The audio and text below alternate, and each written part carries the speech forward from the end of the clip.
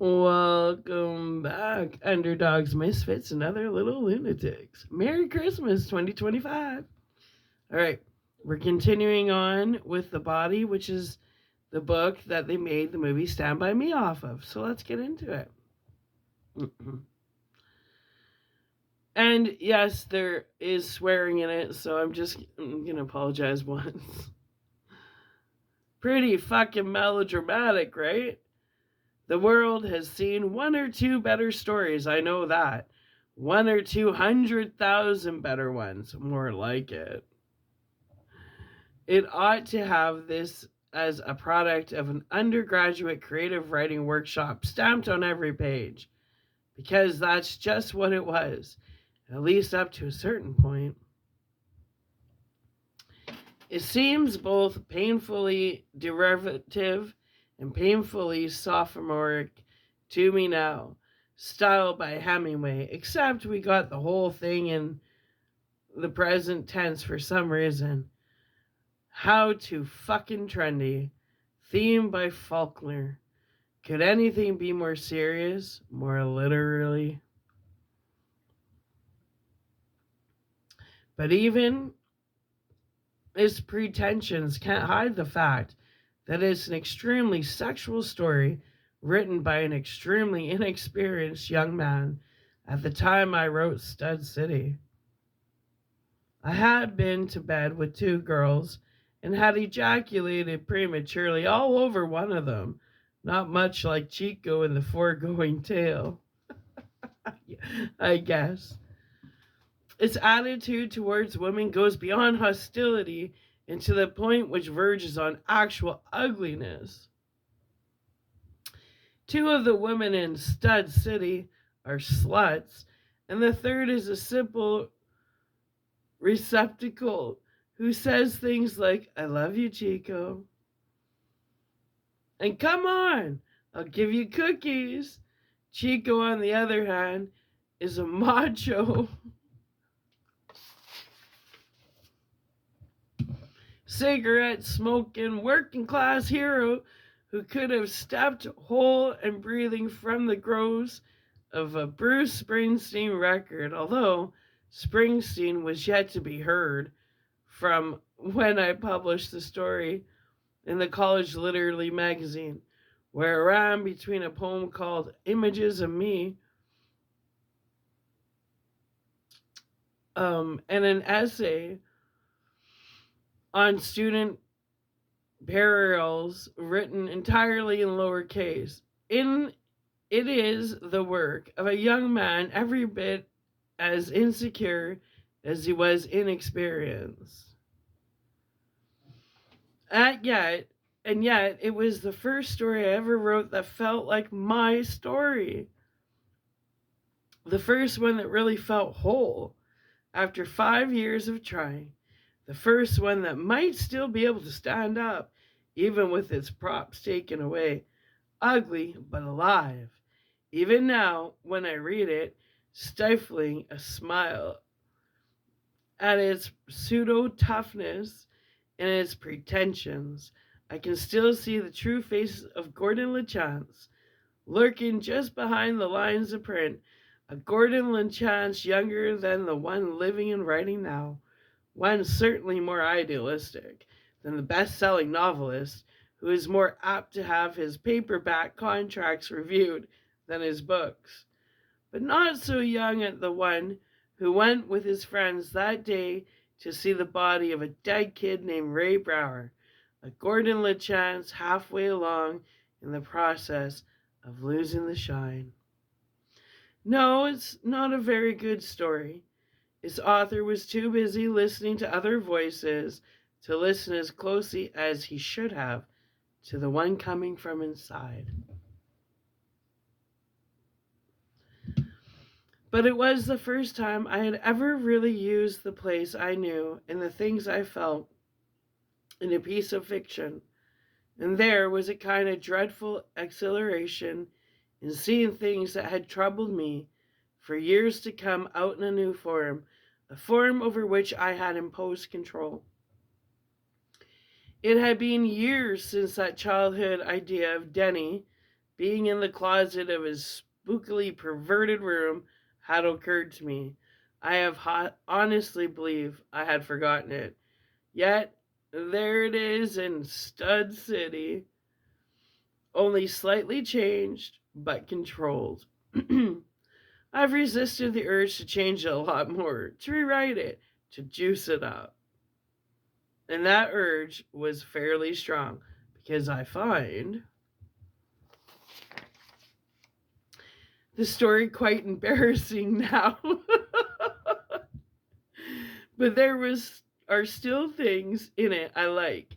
Things that would be cheapened by changes made by this later LeChance, who has the first threads of gray in his hair. Things like the image of the shadows on Johnny's white t-shirt, or that of the rain ripples on Jane's naked body. That seemed better than they have any right to be. Also, it was the first story I never showed to my mother and father. There was too much Denny in it, too much Castle Rock, and most of all, too much of 1960. You always know the truth, because when you cut yourself or someone else with it, there's always a bloody show. My room was on the second floor, and it must have been at least 90 degrees up there. It would be 110 by afternoon, even with all the windows open. I was really glad I wasn't sleeping there that night, and the thought of where we were going made me excited all over again. I made 2 blankets into a bedroll and tied it with my old belt. I collected all my money, which was 68 cents. Then I was ready to go. I went down the back stairs to avoid meeting my dad in front of the house. But I hadn't needed to worry. He was still out in the garden with the hose, making useless rainbows in the air and looking through them. I walked down Summer Street and cut through a vacant lot to Carbine, where the office is of the Castle Rock call stand today. I was headed up Carbine towards the clubhouse when a car pulled over to the curb and Chris got out. He had his old Boy Scout pack in one hand and 2 blankets rolled up and tied with clothes rope in the other. "Thanks, mister," he said, and trotted over to join me as the car pulled away. His Boy Scout canteen was slung around his neck and under one arm, so it finally ended up banging on his hip. His eyes were sparkling. "Gordy, you want to see something?" "Sure, I guess so. What?" "Come on down here first." He pointed at the narrow space between the Blue Point Diner and the Castle Rock drugstore. "What is it, Chris?" "Come on," I said. He ran down the alley, and after a brief moment, that's all it took me to cast aside my better judgment, I ran after him. The 2 buildings were set slightly toward each other, rather than running parallel, and so the alley narrowed as it went back. We waded through trashy drifts of old newspapers and stepped over cruel, sparkly nests of broken beer and soda bottles. Chris kept behind the Blue Point and put his bedroll down. There were 8 or 9 garbage cans lined up here, and the stench was incredible. "Phew, Chris. Come on, give me a break." "Give me your arm," Chris said, by rote. "No, sincerely, I'm going to throw up." The words broke off in my mouth, and I forgot all about the smelly garbage cans. Chris had unslung his pack and opened it and reached inside. Now he was holding out a huge pistol with dark wood grips. "You want to be the Lone Ranger or the Cisco Kid?" Chris asked, grinning. "Walking, talking, Jesus, where'd you get that?" hawked it out of my dad's bureau. It's a 45. Yeah, I can see that, I said, although it could have been a 38 or 357 for all I knew. In spite of all the John D. McDonald's and Ed McBeans I'd read, the only pistol I'd ever seen up close was the one Constable Bannerman carried. And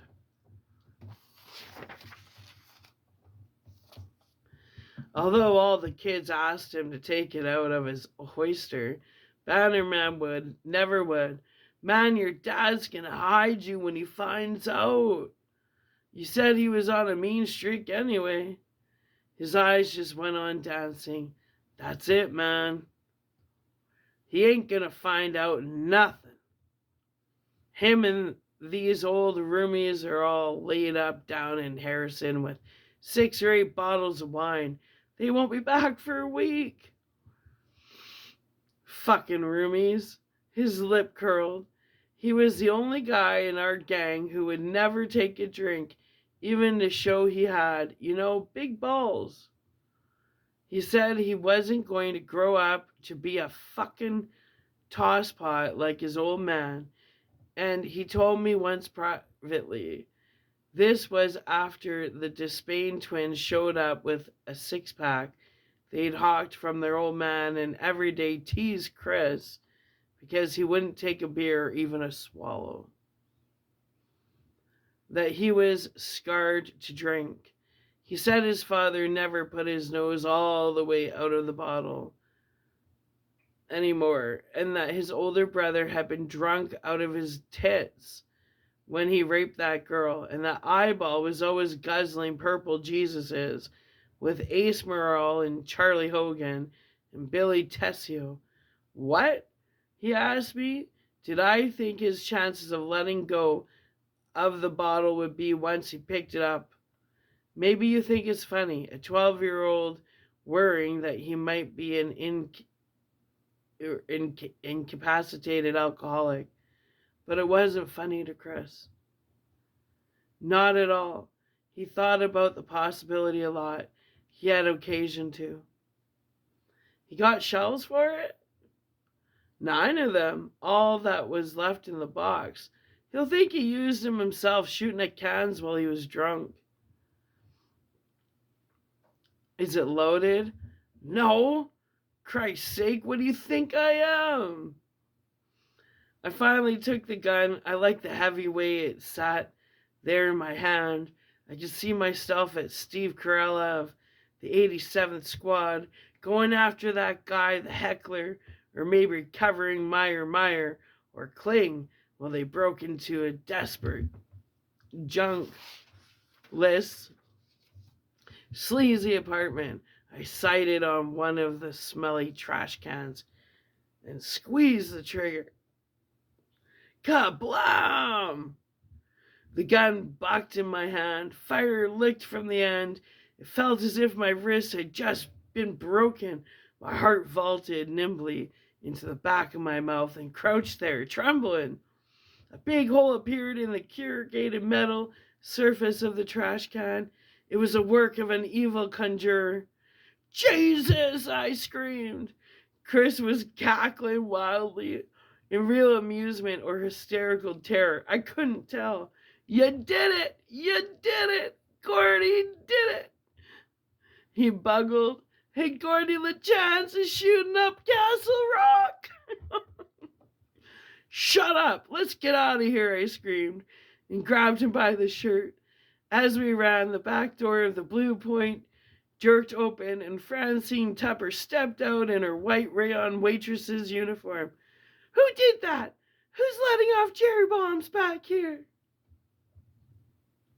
We ran like hell, cutting behind the drugstore and the hardware store and the Emporium Galorium, which sold antiques and junks and dime books. We climbed a fence, spiking our palms with splinters, and finally came out on Kieran Street. I threw the 45 at Chris. We ran.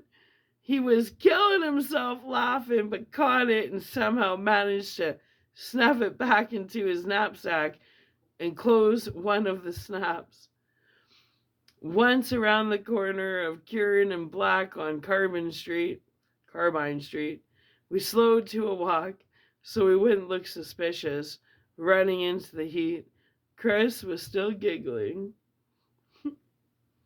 Man, you should have seen your face. Oh, man. That was priceless. That was really fine. My fucking He shook his head and slapped his leg and howled.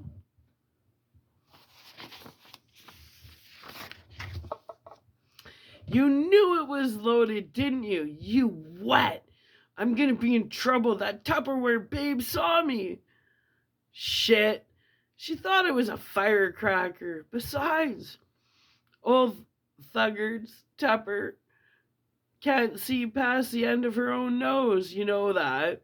Thinks wearing glasses would spoil her pretty face.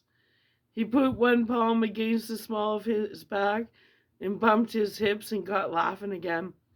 Well, I don't care. That was a mean trick, Chris, really. Come on, Gordy. He put a hand on my shoulder. I didn't know it was loaded. Honest to God, I swear on my mother's name, I just took it out of my dad's bureau. He always unloads it. He must have been really drunk when he put it away the last time. You really didn't load it? No, sir. You swear on your mother's name even if she goes to hell for you telling a lie? I swear. He crossed himself and spit. His face as open and repentant as any choir boy's. But when we turned into the vacant lot where our tree house was and saw Vern and Teddy sitting on their bedrolls waiting for us, he started to laugh again. He told them the whole story, and after everybody had had their yucks, Teddy asked him what Chris thought they needed a pistol for. Nothing, Chris said. Except we might see a bear, something like that. Besides, it's spooky sleeping out at night in the woods. Everybody nodded at that. Chris was the biggest, toughest guy in our gang, and he could always get away with saying things like that.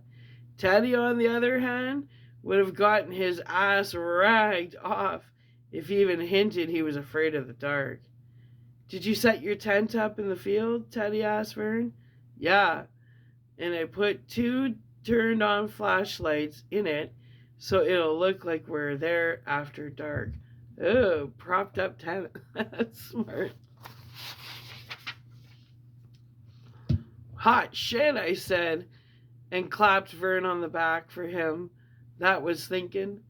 He grinned and blushed. So let's go, Teddy said. Come on. It's almost 12 already. Chris got up and we gathered around him. We'll walk across Beeman's Field and behind the furniture place by Sonny's Texaco, he said. Then we'll get on the railroad tracks down by the dump and just walk across the trestle into the Harlow. How far do you think it's going to be? Teddy asked. Chris shrugged. Harlow's big. We're going to be walking at least 20 miles. That sound right to you, Gordy? Yeah, it might even be 30. Even if it's 30, we got to be there by tomorrow afternoon if no one goes pussy. No pussies here. Teddy said it once. We all looked at each other for a second. Meow. Vern said, and we all laughed. Come on, you guys, Chris said, and shouldered his pack.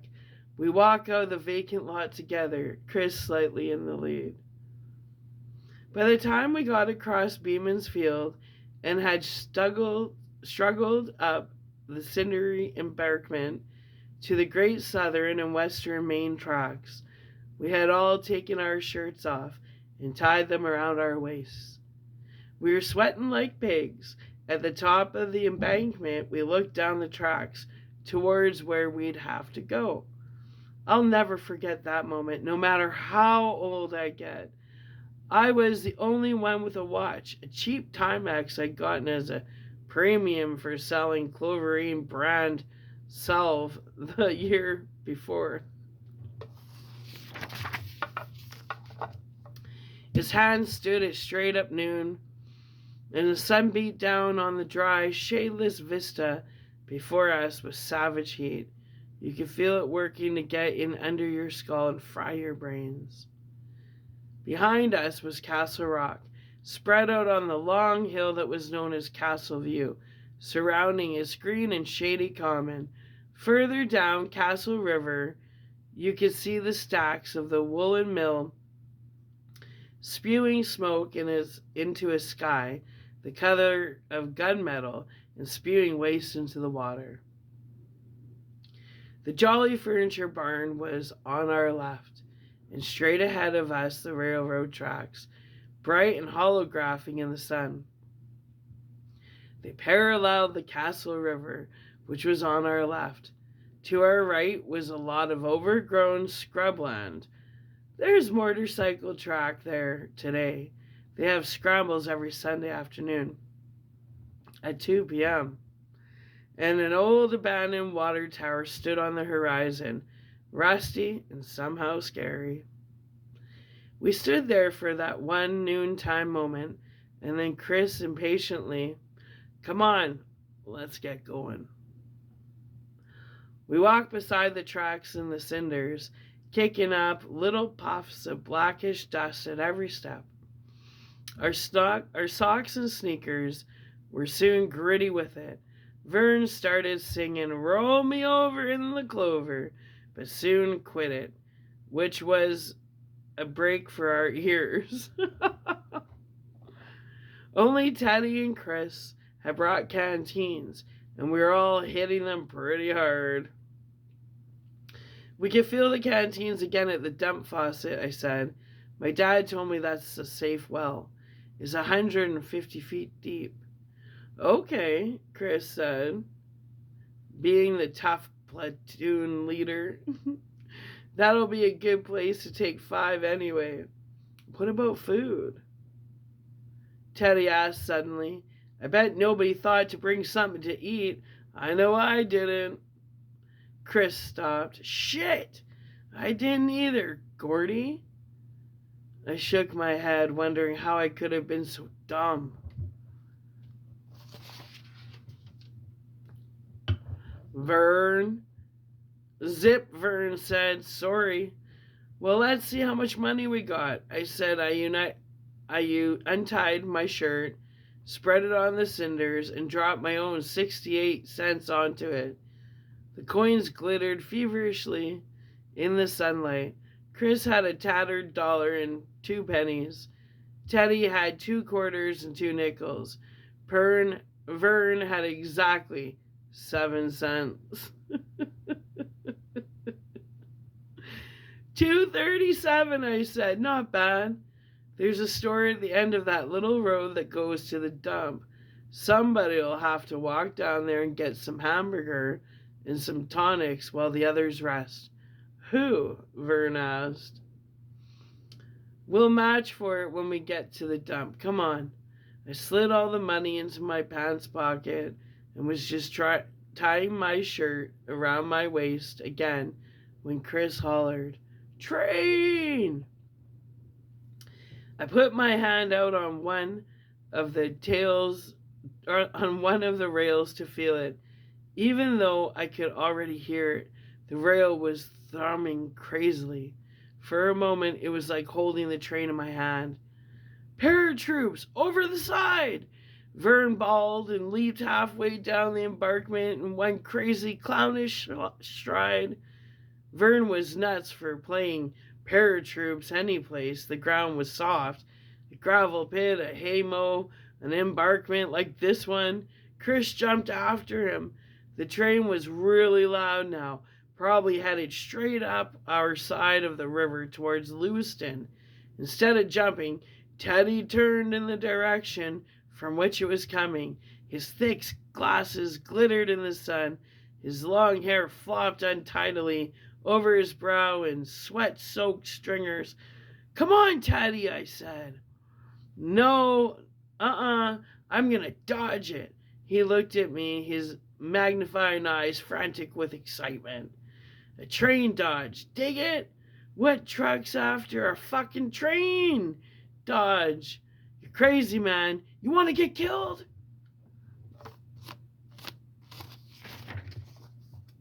"Just like the beach in Normandy," Teddy yelled, and strode out into the middle of the tracks. He stood on one of the cross ties, lightly balanced. I stood stunned for a moment, unable to believe stupidity of such width and breadth. Then I grabbed him, dragged him fighting and protesting to the embankment, and pushed him over. I jumped after him, and Teddy caught me a good one in the guts while I was still in the air. The wind whooshed out of me, but I was still able to hit him in the sternum with my knee and knock him flat on his back before he could get all the way up. I landed, grasping and sprawling, and Teddy grabbed me around the neck. We went rolling all the way to the bottom of the embankment, hitting and clawing at each other while Chris and Vern stared at us, stupidly surprised. "You little son of a bitch."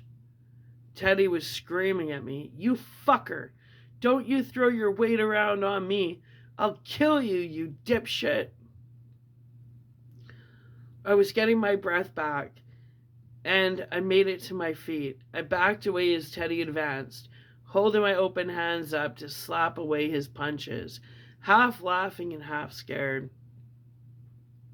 Teddy was no one to fool around with when he went into one of his screaming fits. He'd taken on a big kid in that state, and after the big kid broke both of his arms, he'd bite. "Teddy, you can dodge anything you want after we see what we're going to see, but..." Whack on the shoulder as one wildly swinging fist got past me. "Until there's no one's supposed to see us, you know?" Whack on the side of the face, and then we might have had a real fight if Chris and Vern, stupid wet end, hadn't grabbed us and kept us apart. Above us, the train roared by in a thunder of diesel exhaust and the great heavy clacking of boxcar wheels. A few cinders bounced down the embankment, and the argument was over. At least until we could hear ourselves talk again.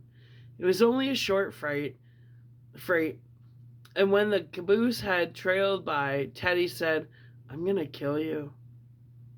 At least give him a fair lip." He struggled against Chris, but Chris only grabbed him tighter. "Calm down, Teddy," Chris said quietly. And he kept saying it until Teddy stopped struggling and just stood there, his glasses hanging askew, and his hearing aid cord dangling limply against his chest on its way down the battery, which he had shoveled into the pocket of his jeans. When he was completely still, Chris turned to me and said, "What the hell are you fighting with him about, Gordon?" "He wanted to dodge that train. I figured the engineer would see him and report it. They might send a cop out." "Ah." "He'd been too busy making chocolate in his drawers," Teddy said. But he didn't seem angry anymore. The storm had passed. "Gordy was just trying to do the right thing," Vern said. "Come on, peace." "Peace, you guys," Chris agreed. "Yeah, okay," I said, and held out my hand, palm up. "Peace, Teddy." "I could have dodged it," he said to me. "You know that, Gordy." "Yeah," I said, although the thought turned me cold inside. "I know it." "Okay, peace then." "Skin it, man," Chris ordered, and let go of Teddy. Teddy slapped his hand down on mine, hard enough to sting, and then turned it over. I slapped his. "Fucking pussy LeChance," Teddy said. "Meow." "I know." "Come on, you guys," Vern said. "Let's go, okay?"